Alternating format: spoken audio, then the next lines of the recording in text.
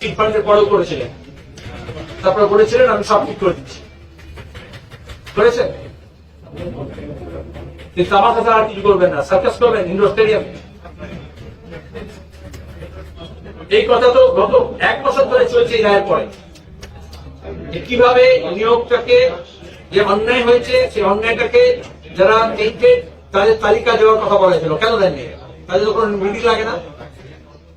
দ্বিতীয়ত তাকে বলা হয়েছিল যে নিয়োগ সম্পূর্ণ করতে দুর্নীতিমুক্ত ভাবে, দুর্নীতিযুক্ত ভাবে নিয়োগ কারা করলো?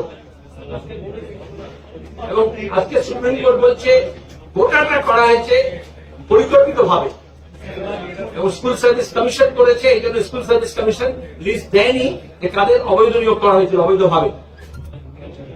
যার ফলে যারা বৈধ, যারা যোগ্য, যারা উপযুক্ত, আজকে তারা শিকার হতে হলো, কারণ যারা অবৈধ তাদের এই আবার জড়ো করছে।